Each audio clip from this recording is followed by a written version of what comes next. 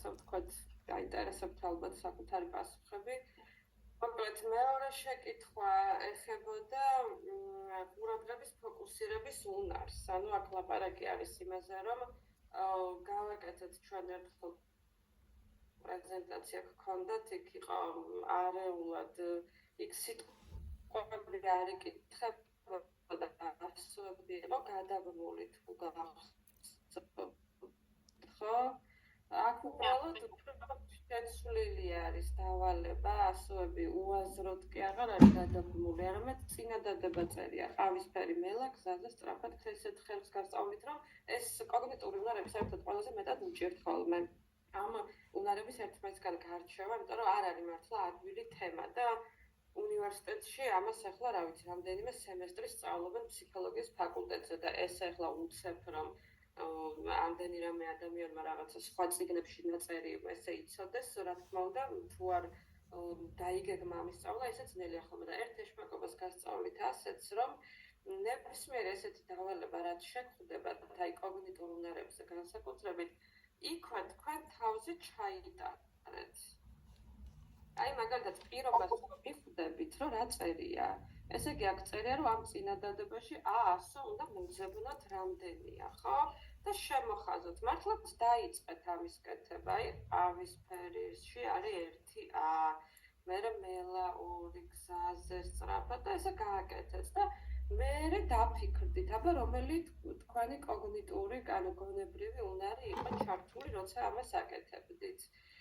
რადგანაც არაფრის დამახსოვრება არ გიწევდათ, ახლა აქ რო ყოფილიყო ესეთი დავალება, რომ მასწავლებელმა სთხოვა, რომ მე გეტყვი წინადადებას და მერე შენ გაიმეორე წინადადება, მაშინ მეხსიერება იქნებოდა. აბსტრაქტული აზროვნება იქნებოდა, რომ გვეთქვა მაგალითად ბავშვისთვის გვეკითხა, რომ თუ გაიგო ამ წინადადების იდეა, აზრი თუ გამოიტანა, ხო, თუ შეუძლია რომ თვალსაჩინო ვიზუალური ბარათის გარეშე ისე წარმოიდგინოს, რომ თქვათ ეს გზა როგორი იქნებოდა, ან ასეთი კითხვები დავუშვათ, რომ მივხვდეთ, რომ ასე ლოგიკურად თუ შეუძლია ამის წარმოდგენა. ამიტომ ეს არ იყო. გრძელვადიანი მეხსიერება როგორც ვთქვით არ იყო, იმიტომ რომ არ წერია ინსტრუქციაში, რომ თქვათ მეორე დღეს ან 2 საათის შემდეგ გთხოვეთ ამ წინადადების გამეორება და აღქმის მთლიანობაც არ იყო.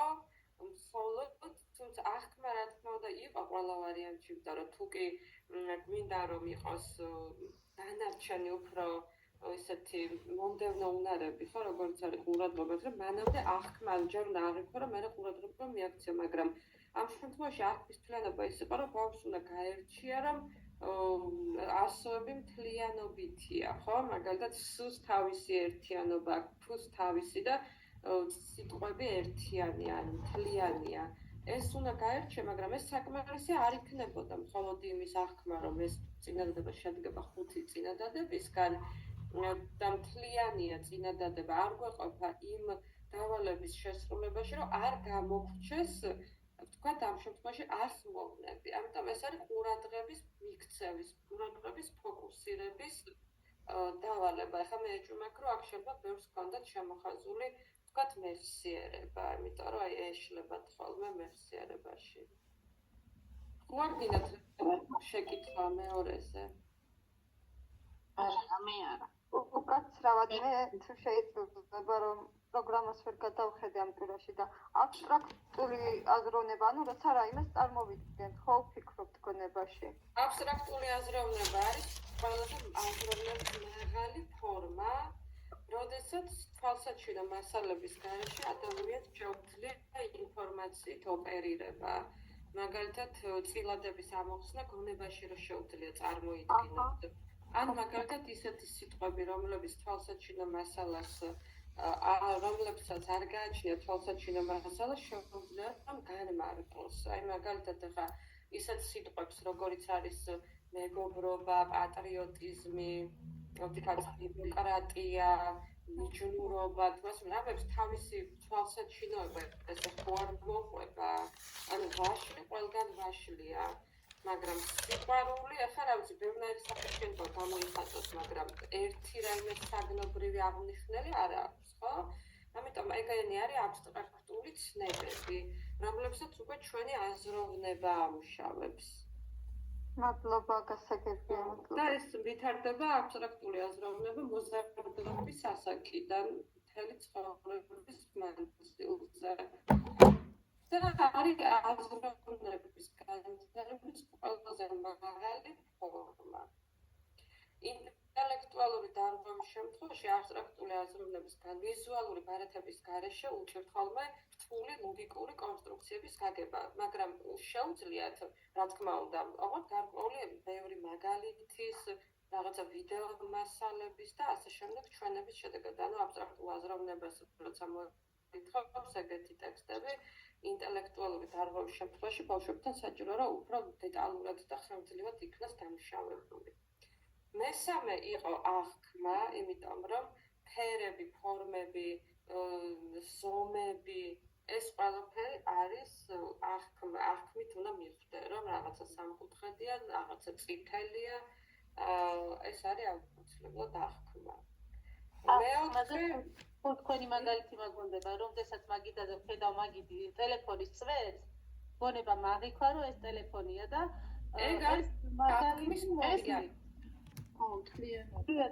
ეს მაგალითი მომდის მთლიანად და შემდეგ აღქმას კარგად გებულობ ერთი სიტყვით თქვენი მაგალითი.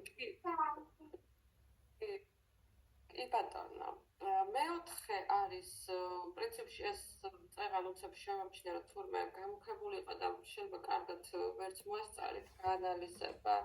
სწორი პასუხის შემთხვევით გამუქებული ჩამრჩენია და მე კი გავასწორე, მაგრამ მოკლედ მესამე იყო, მაგრამ რა თქმა უნდა სამეცადინოდ მაინც გამოგადგებათ, რომ არასოდეს არ დაგავიწყდეს, რომ თვალისა და ხელის კოორდინაცია არის აუცილებლად ესეთი კომბინირების უნარი, ძალიან მნიშვნელოვანი და საჭირო უნარი, რომელიც ბავშვს ეხმარება მოზაიკის აწყობაში, ლეგოების აწყობაში და ესეთი სხვადასხვა რაღაცების განხორციელებაში, ხო? შემდეგი იყო აზროვნება. თუმცა შეიძლება აქ ზოგიერთმა არასწორად სხვადასხვა ბევრი დიდხანს უყურეთ და მე მივხვდი რომ სააზროვნო იყო მე თვითონ რო უყურები და იმდენ დავწერე აზროვნება. მიხტო. დაგეგმარება. სიურველი კარგი გამოსავალი, როცა ეს საკეთებს საკუთარ თავზე უნდა გამოვცადოთ. ანუ აქ იყო რა გასაკეთებელი, რომ თმა იყოს სავარცხელთან დაკავშირებული, ეს ხელების დაბანის სურათი ონკანთან, ტუალეტის ქაღალდი და საჭირო თახი, კბილის პასტა, ჯაგრისი, რომ ესე იგი ლოგიკურად, ნახეთ, აზროვნება არის ეს, ხო, ლოგიკურად, რომელი ნივთები შეიძლება იყოს ერთმანეთთან დაკავშირებული. შეიძლება ეს იყოს აზროვნებაში ცოტა უფრო რთულად თუ წავა საქმე, ანალოგიები. ვიზუალური ანალოგიები, რომ როგორც მაგალითად თმა უკავშირდება სავარცხელს, რომელი უკავშირდება, ვთქვათ, აქედან ონკანს და ნუ რა თქმა უნდა ხელების დაბანას უნდა მიხვდეს ბავშვი, ხო, მიხვედრილობაც არის აქ ჩართული. ანუ ეს არის სააზროვნო უნარი. ჩვენ რო ეს გადაგვეკეთებინა და სხვანაირად დაგვეხატა ეს დავალება, მაგალითად ესე არ ყოფილიყო, რომ ეხლა ამას რო შეხედავ ინსტრუქცია თითქმის უკვე მიხვდები, ხო, რაც არის ამას ასე ვთქვათ, პატარა ბავშვიც მიხვდება, რომ რაღაცა არის ერთმანეთთან დასაკავშირებელი. ისე არის ჩამომწკრივებული, ხო? მაგრამ ესე რო არ იყოს ჩამომწკრივებული და ვთქვათ, რაღაც სხვანაირად იყოს ხათული, მაშინ შეიძლება ყოფილიყო დასამახსოვრებელი მაგალითად, ან შეიძლება მარტო აღქმა ყოფილიყო, მაგრამ აქ აღქმაზე მეტია, დავალება თვითონ ისეა შედგენილი, რომ დახედავ მიხვდები, რომ რაღაც არის დასაკავშირებელი და არა მხოლოდ დასასახელებელი. მარტო დასახელება რო იყოს საჭირო, მაშინ აღქმა იქნებოდა. ყურადღება იქნებოდა რაღაც ესეც დავალება რო ეწეროს, რომ აბა შეასრულოს ბავშვმა, რომ ვთქვათ, შემოხაზოს ესეთი, ან იპოვოს განსხვავებები, მაგრამ როგორც ვთქვათ, ამ დავალებაში არაფერი არ არის განმასხვავებლები საპოვნელი. ამაზე ხო არ კიდათ რამის თქმა? არა, მაგაზე არა. მე ესეთ შეკითხვები თუ გაქვთ რამე შინაარსობრივი, პირიქით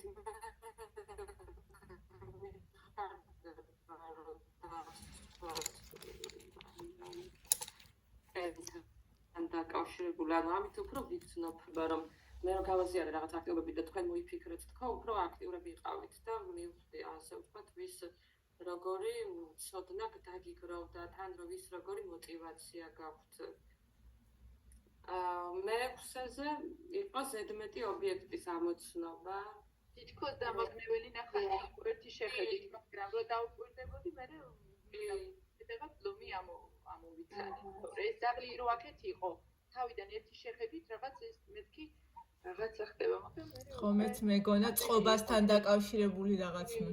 სპეციალურად არის მასე, რომ წყობაში და სივრცით მიმართებებში აგრიონ, ასე ვთქვათ და მე სინამდვილეში აღმოჩნდა, რომ და ამრიეს კიდევაც მე. მაგრამ ბედნი ვარ თვით. მე ამრიეს. არც მე. ეს მეოთხე ზედმეტია არის ყველაზე ცნობილი საზროვნო უნარების შესაფასებელი დავალება, ამიტომ აუცილებლად დაიმახსოვრეთ. 4 ობიექტი ითვლება, რომ ახლა რატო 4 და არა ვთქვათ 3 ან 5. ნორმის ფარგლებში, ასეთ საშუალო ასაკის ბავშვებთან ითვლება, რომ 4 არის ყველაზე ნორმალური რაოდენობა, არც ცოტა, არც ბევრია, ხო? თუმცა თუ ვთქვათ ბავშვს არ აქვს რესურსი, რომ 4-ზე იმუშაოს, შეგვიძლია 3 შევთავაზოთ. ახლა თუ ვნახულობთ, რომ მეოთხე ზედმეტიაში ყოველთვის იბნევა თავისი ყურადღების კონცენტრაციის გამო, შეგვიძლია რომ სავარჯიშო დავალებაში 3 მივცეთ ხოლმე, ვთქვათ 3 საგანი და იქიდან მესამე იყოს განსხვავებული, მაგრამ შეფასების დროს ყოველთვის ჯობია რომ მეოთხე იყოს განსხვავებული ხოლმე, იმიტომ რომ ადამიანის გონება მაგას აქში ყველაზე კარგად აღიქვამს 4 ობიექტს ერთდროულად. დანარჩენი უკვე ბევრია და აი ამიტომ, ხო? ხო, აზროვნების რომელ ოპერაციას ახასებს ეს დავალება? კლასიფიკაცია, კანონზომიერება, სერიაცია, ვიზუალური ანალოგიები. ნუ ეს ცოტა რთული დავალება იყო ხა თქვენთვის. მაგრამ გასააძრებელი, აი თავიდან ვერ მივხვდი და უფრო აქეთ რგოლებზე და სოკუებზე რომ დავასახელე და რაღაცა ჩაუღრმავდი, მე მივხვდით რომ თავიდან რომ დავხედე ჩინური მეგონა, მეთქი რა ხდება, ვერ გავიგე. მე მაგალითად გამოვრიცხე რა არ იყო და მივედი იმაზე რომ ეს იქნებოდა შემდეგ ეს აი ხალბატონო ინა თქვენც და რუსოც სწორ საუბრობთ. ერთი მეთოდი არის გამორიცხვა, რომ მიხვიდეს სწორზე და მეორე მეთოდი, რასაც სულ მეც ვურჩევ ხოლმე მსმენელებს, არის ის, რომ შენ თავზე გააკეთო და მიხვდე, რომ მე ახლა რას ვაკეთებდი. აი კლასიფიკაცია იქნებოდა, რომ ესე კი არ ყოფილიყო მართლა რაღაც კანონზომიერებით განლაგებული ეს საგნები. არამედ ყოფილიყო ერთად დაყრილი სურათები, ძაღლები, რა ცხოველები, ჭურჭელი, ავი. ხო ეგ დავალება შემდეგ. კლასიფიკაცია ნიშნავს დალაგებას, ხო ესე? ეს დავაკეთე ვერტიკალი და ჰორიზონტალი, ან ვერტიკალი და ჰორიზონტალურად სამივე სურათი ერთნაირად იყო და შესაბამისად თქვი რომ ეს კანონზომიერება. ეგ არის ნამდვილად, ხო. კანონზომიერება ფერდამძახო ვიზუალური მე დავწერე ვიზუალური ანალოგები. აი რო ყვითელი წერე ეს ფორმები რომელიც არის ჩახატული ანალოგები რომ მოძებნოს. ანალოგიები უფრო ერთნაირად. აქ რა უნდა მოძებნოს, აბა? აი ყოლებული.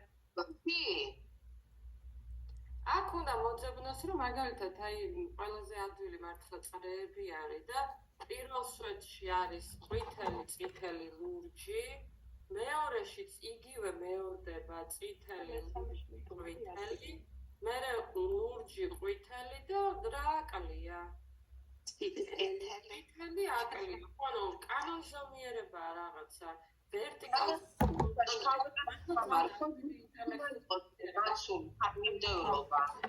ვექსლერის ტესტი, რომ მიხვდეს რომელი აკლია. და უმანური ინტელექტის შემთხვევაში 5 წლის ბავშვის შესაძლებელი არის ეს დავალება. ამიტომ გასაკვირცი და კანონი რომელი უნდა იყოს შემდეგ. ამას ეგ არის ჩვენი მხრიდან პრობლემა, რომ ტერმინი დავარქვათ, თორე გასაკეთებლად ახლა ნუ ეს მართლა არაფერი არ არის, იმიტომ რომ ლოგიკური ძალიან მარტივი დავალება არის. ახლა ზოგადი უნარების და ბარებენ აბიტურიენტები იმათ მე რა ვაქნან საკმაოდ რთული ანალოგიები. სათქმელი მაქვს. დიახ. რამ ტანოზომიერება მე ესე მიმაჩნია, რომ უნდა მეორდებოდეს თანმიმდევრობით. თუ კი არის პირველი ყვითელი, წითელი, ლურჯი, მერე უნდა იყოს ისევ ყვითელი, წითელი და ლურჯი. მიმდევრობა. რასაც თქვენი ძახით, მიმდევრობას ვეძახით მაგას. ხო. ამოძე ცოტა მეც მეოთხე მქონდა ქალბატონო მაკად, ეხლა რომ დავფიქრდი, მივხვდი რომ მეორე უნდა ყოფილიყო, ანუ ეს შუა ხაზშია გაკეთებული კანონი. ანალოგია არის იგივეობა. მოწმული მაგალია. ცარიელი საზღვრავს იმას რა აკლია და კანონზომიერება ამიტომ. ამ წესით და კანონით რა უნდა იყოს იქო, წესით და კანონით ხო რა, გამოვიდა კანონზომიერად. კარგი, კანონით რა უნდა იყოს? წესით და კანონით, აი რა უნდა იყოს ეხლა აქ, აი ესე რომ ვიფიქროთ მათში. აი მე სანამ არ გავაკეთე ვერ მივხვდი, აი მეც დავფიქრდი როგორ სამართლით ხო ეს მარტივი იყო თითქოს, მაგრამ მეც რაღაცნაირად ავირიე, ხო? თითქოს მარტივი იყო, ყველაზე მარტივად ეს შემოვხაზე. და ეხლა დავფიქრდი, მეც მეოთხე მაგ შემოვხაზე. ახოთ ვიზუალური ნახატები რო დაინახეთ ეს სიტყვა. კი, აი იმდენ როგორც გადავხედე, ეგრევე მოვხაზე დარწმუნებით. ეხლა საერთოდ არ ველოდი რომ ეს კონტო შეცდომა. ყველა სწორი იყო, ეს შეცდომით მქონდა. ხო, რთულია აზროვნებას რაც ეხება, ეგ დავალებები თვითონ საზროვნოა და ესე ბევრი ფიქრი ჭირდება. ამიტომ აზროვნებაზე რაც შეგვდება, აი ცარიელი უჯრება შევხედე. დიახ. კაი. ანალოგიები ნიშნავს იმას, როცა ასეთი შეკითხვა ხოლმე დასმული, როგორც ეს ანალოგიურად როგორ იქნება ის, ну რაღაცა x-ი რა. მაგალითად როგორც ეს, მაგალითად თუ კი ხატია მელია და სორო, ანალოგიურად რა შეესაბამება, თქვათ თუ ხატია სიყვი და ცილი, სიყვი და პურო, სიყვი და სიყვი და ფურო, იმიტომ რომ ანალოგიურად იქო პირველი იყო სორო და მელია, ანუ საცხოვრებელიო. თორე ეგრეთ სიყვით ხილსაც ჭამს და შეიძლება სიყვი და ანუ ხო თემას ხომ მიხდი ზოგადად და ეხლა რა ცხოვრები გქონდა და ასე რომ ვეკითხებიან ანალოგიურად როგორც ეს ერთი წყობილი ზოგადად რა ესე მაინც საერთოდ ანალოგიებში არის ხოლმე რაღაცა წყობილები ინტერესის და მაინც იქნებაო სურვილი რომ ანიტა დაესწროს პრეზენტაციას როგორც მშობელად გვანცა ანიტა როგორც ბავშვად გიოც იქნება ანუ ბატონო ჩართულია მიწერო და მე მიწერო და დეტალებზე თვითონ დაგეკითხა. ხმა არის ჩართული ესე იგი პირიქით მე უთხარი გითხრა რომ იყოს ხოლმე ყოველკვირა ვატარებ ჩემშვილს და კი ბატონო მერვე იყო მუშა მეხსიერება უნარი პირიქით სასიამოვნოთი ამაც იყო და გარემოს მოახდინოთ ამ ინფორმაციით მანიპულირება სწორად გამეკეთებია და გამიხარდა ხასა შემაშინა მე ისე მიხარია 8 მერვე კითხვა და 8-ს სწორი მაქვს ყოჩაღ იმიტომ რომ ესე იგი თქვენ თვითონ გაქვთ მაღალი ინტელექტი იმიტომ რომ ეს მეც ასევე 8-ს სწორი პასუხი არის მე და სხვათა შორის ძალიან და რაღაცნაირად ძალიან მასკინა ხო იცნობთ ერთმანეთს კაცო შეიძლება ტესტები აი ტესტების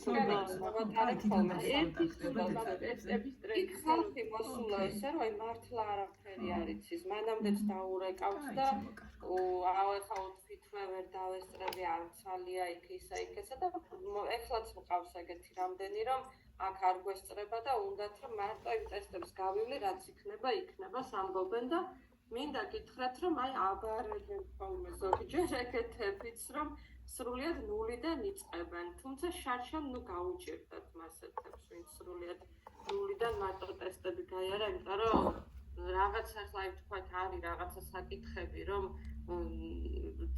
ელემენტარული ტერმინოლოგია ან თვითონ ინკლუზიურ ბავშვებს რო ეძახის და ინკლუზივები და აი მაგ დონეზე როა უკვე ძალიან ძნელია. ახლა მართლა ერთ თვეში ყველაფერში ანუ პოსტი ნახევს გადათაზრზე ვარ. რაღაცა წაკითხული არ აქვს. ძალიან გაუხარდა და მე მითხარ თუ შემთხვევაში ნილა დაგეკონტაქტებდა კი კი აი ოდნავ მაგაიც თეორიული ცოდნა ვისაც აქვს, ესეთი ტესტური დავალებებით მუშაობა, რა თქმა უნდა, ძალიან დიდი შედეგის მომწონს. ახლა მე ეგრე მიხარ იმას მარის დაეკონტაქტე?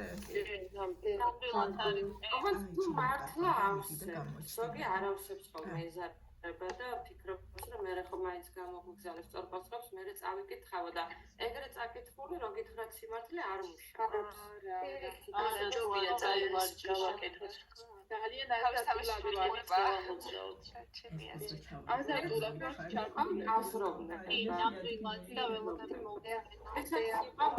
აზროვნებია, ოღონდ უკვე არა ნახატები, არამედ სიტყვები.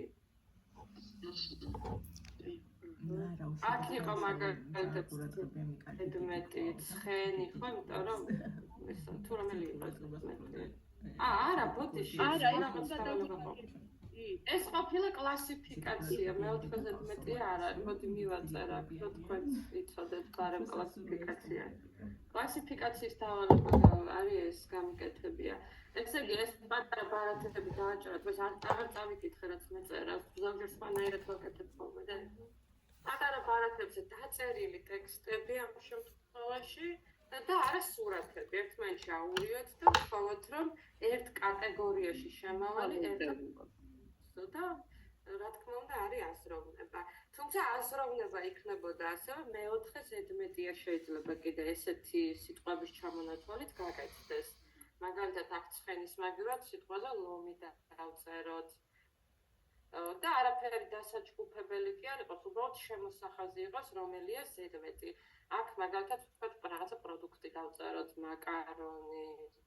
აქ დავწეროთ მაგალითად სიტყვაზე მანქანა, ავტობუსი, მატარებელი და აქ დავწეროთ, ვთქვათ, გემის მაგივრად გზა. სკამი, მაგი და საწოლი, სავარძელი, აქ დავწეროთ მაგალითად ძილი. და ნუ რომელია ზედმეტი. ხო, ესეთი დავალებაც გამოვიდოდა, უბრალოდ ამ შემთხვევაში ეს ინსტრუქცია აღარ გამოგვედგებოდა. ანუ აზროვნება ესე იგი შეიძლება შეფასდეს რითი, როგორც კლასიფიკაციით, ისე ანალოგიებით და ისე ეგრეთ წოდებული მეოთხე ზედმეტია, რო ქვია მაგ დავალებით. ხო? ერთი კითხვა მაქვს. ანუ აზროვნება იმიტომ არის, რომ ბარათებით არ არის, ესენი რომ ბარათებით ყოფილიყო, მაშინ მე მეხუთე მქონდა შემოხაზული ყურადღება ხო არ იქნებოდა. არა, აზროვნება აბსტრაქტული. რომ ბარათებითაც აზროვნება იქნებოდა? აჰა, მადლობა. ანუ აზროვნება არის ხალხოს მიგოდათ ჩვენ რომ აზროვნებთ რაღაცებს შეიძლება ლაპარაკობთ, ეგ არის აზროვნება და რაზეც მსჯელობს სურათებს ხომ არ ვუყურებთ, კაცო, ეგ მთავრდება სურათების მიხედვით. ვიზუალური საყრდენები ხო არ გვჭირდება ჩვენ რომ რაღაცაზე აზრი გამოვთქვათ, ანუ აზროვნება, აზრის გამო. ანუ ყურადღებამდე და მეხსიერებამდე რომ მივიდეთ, ჯერ ხო აზრი უნდა გამოვიტანოთ. და მე ის რაღაცა თქვა დავიმახსოვროთ, ხო?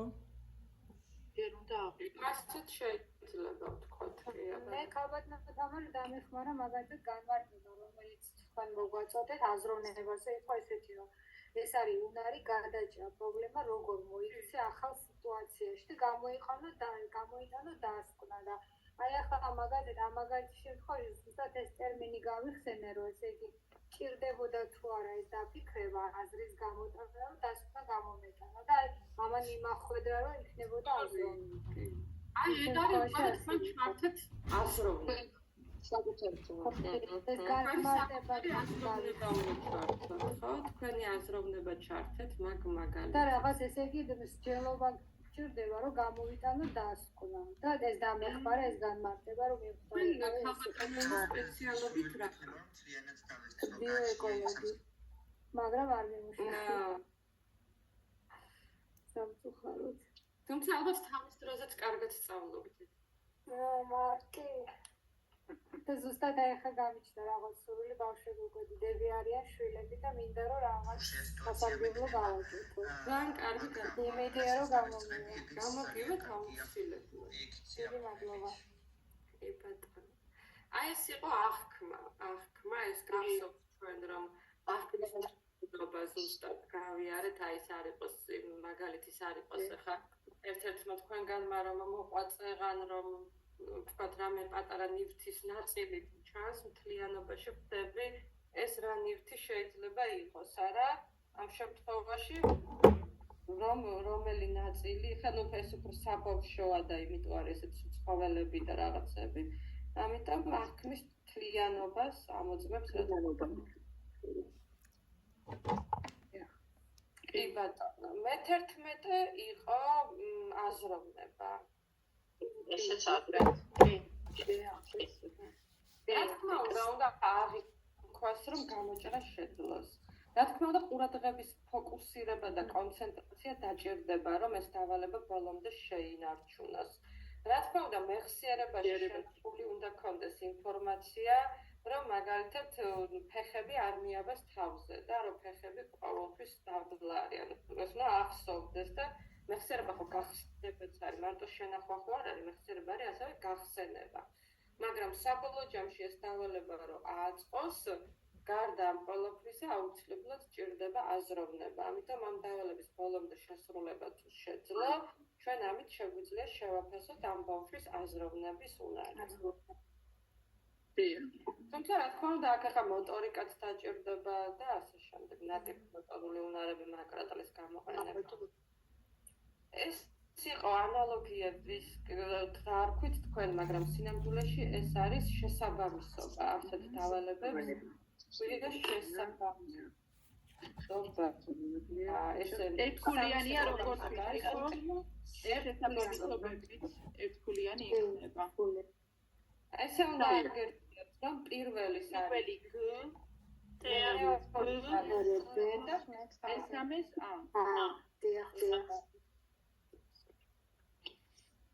სწორი მახსიერება იყო ეს სულ ხანმოკლე ანუ ოპერატიული მახსიერება პრეტო ხანძლივი ხო? არის უკაცრავად რამდენი წუთი დააბრუნეთ მე-12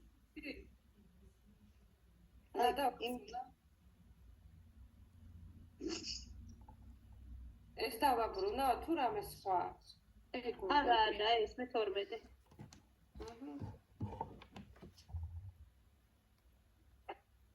მე რომ ეს და ამიწევია და კითხვა გაქვთ ამ მე-12-ზე თუ უბრალოდ შეხედვა გინდოდათ გადავიდეთ? არა, უბრალოდ შეხედვა მინდოდა, დიახ, გადადით, მადლობა.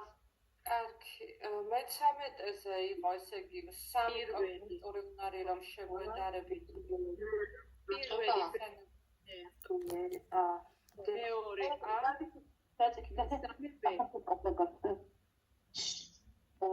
მეგობრებო, მიკროფონები გაქვთ ჩართული და ჩემის აღარ ისმის. აღარ ისმის თქმა, სწორი პასუხები ვერ გავიგე რომელია. ან მესმის ალაგ-ალაგ ბეკ ასეთი და ეგ არ გინდათ მაგის ხმა მაღლა თქმა არაფრის მომტანი არ არის უბრალოდ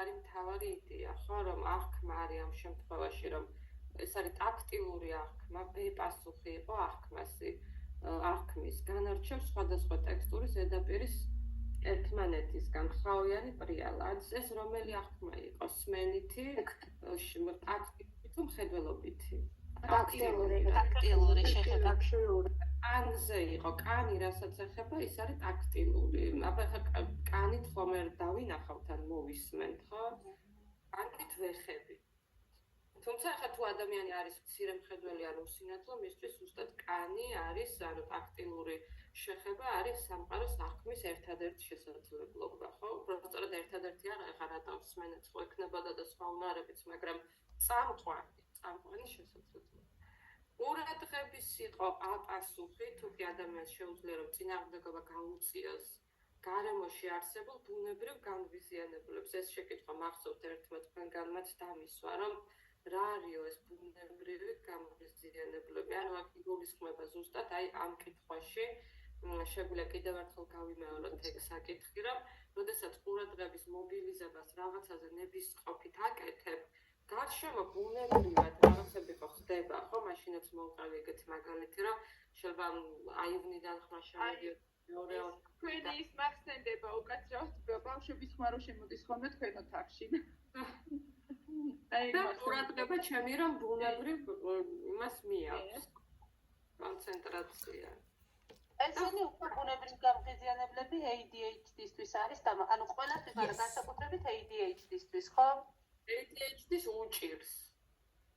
ბინაურების გაწერვა, სხვა ტიპის გამღიზიანებებს უჭირს. და მესამე არის მოსწავლეს შეუძლია ნაჩვენები 4 სურათიდან ერთის დამალვის შემთხვევაში ამოიცნოს რა აკლია, ნუ ეს რა თქმა უნდა არის მეხსიერება. მე-14 იყო აღქმა, ჩრდილები ეხატა და რომელი ახლა მაგალითად აი ნახეთ, უნდა მართლა აღიქვა, რომ ვაშლის კონტური დაინახო და ფორთოხლის, იმიტომ რომ ეს არ არის ადვილი დავალება. ფერი და ფერი და ფორმა. ვერ გაარჩევს ამას, უნდა ძალიან დეტალური იყოს მისი აღქმა, აღქმის დეტალები, კონტურინგი, ეს ყველაფერი უნდა გამოარჩიოს.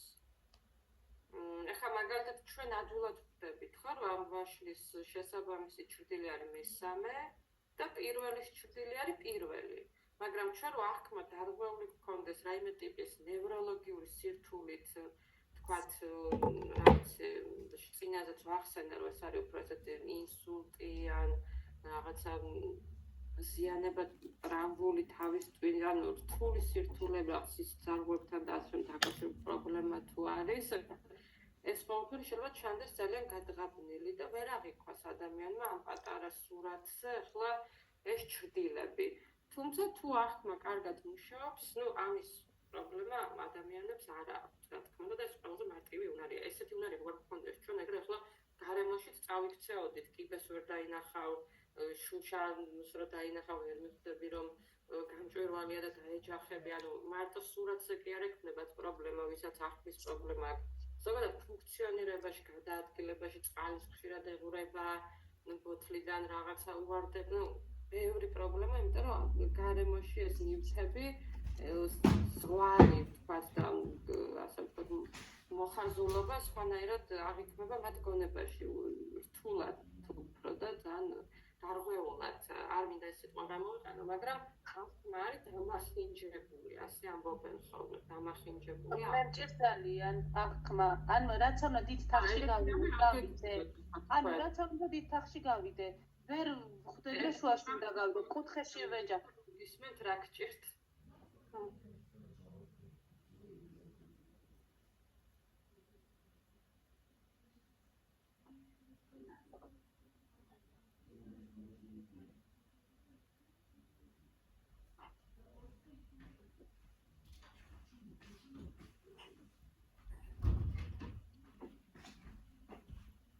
ისმენთ, აბა რას ამბობთ აღქმასთან დაკავშირებით და აბა ვთქვათ ეს მართლა აღქმის პრობლემა თუ რამე სხვა.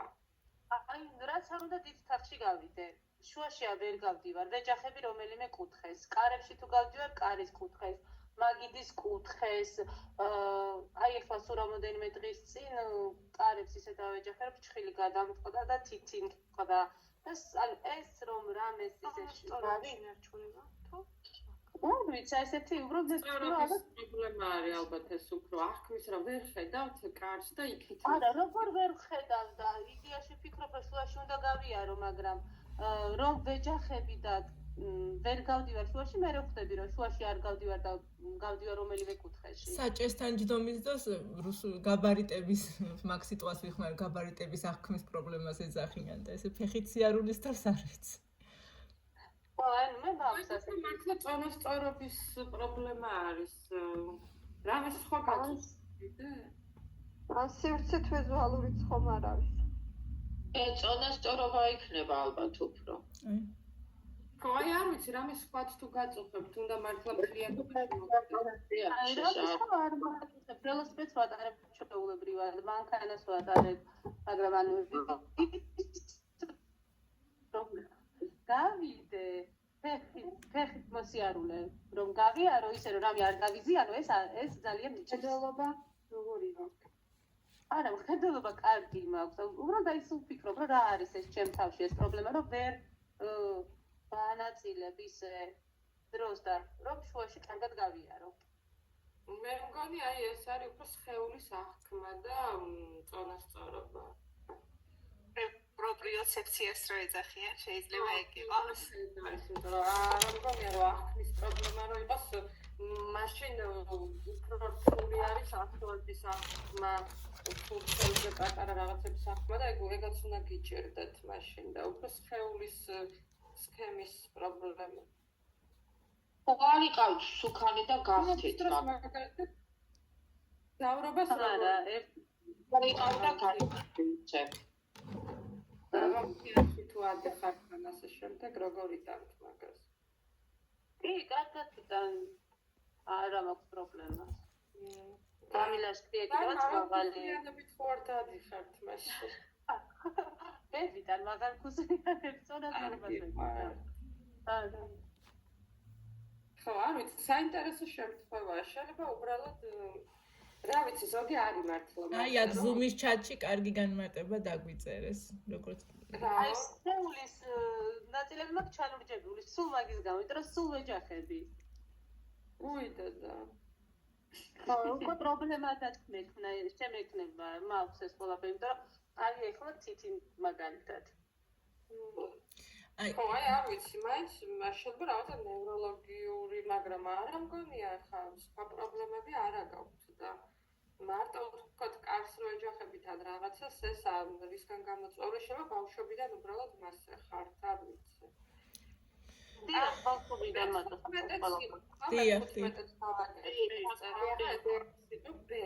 დი ეს მაინტერესებს ძალიან. ხო, ამაზე სპეციალისტია. ეს ბედავთ. მამაქვს. კი, ფანტასტიკი. ბედავს. ახლა ორი შეცდომა მაქვს, შესაბამისობები. და ვიცოდი რომ შეცდომა მექნებოდა. ეს კითხვები როგორი სირთულის არის გამოცდებთან მიმართებაში? რა ეხა იცით რატო დამებადა ეგ კითხვა? ანუ რა გავაკეთე, მქონდა ერთი შეცდომა და უბრალოდ მაინტერესებს იქ რა ხარისხის, რა სირთულის იქნება რა. გავს ზუსტად საგამოცდოს, იქაც ესე ახალ უბრალოდ ასე სახლიდან უფრო ადვილი აკეთება და იქ ეს როა კი, ეგეც არის. მაგრამ სპეციფიკა პრობლემა არის. დაკვირვებით არ ახარ, იქ უფრო მეტად არა, იცი რა არის, ან ჩემ შემთხვევაში როგორ არის, ეხლა აქ რომ დამშვიდებით ვზივარ და ვკითხულობ კითხვას, ხო? დავინახე სწორი პასუხი ვიცროს და მოვხაზე, იმაზე აღარ ვფიქრობ. ნეტა ხო არ შემეშალა, 80-ჯერ გადავაანალიზებ ხოლმე. ნეტა ეს სწორია, არ არის სწორი. სახში არა, უფრო მშვიდად ესე ვიცი რომ ანუ მაქვს იმის საშუალება თუ არ არის სწორი გამოვასწორო და იქ თითქოს ბევრჯერ განსჭი ერთ და იგივე კითხვის პასუხი შეიძლება შემეშალა, შეიძლება ის შეიძლება სწორი პასუხი გადახაზო და არასწორი მოხაზო. ემოცია მატულობს, როცა ხარ გამოცდა ესე. აი ამ კატეგორიისა უბრალოდ ბევრად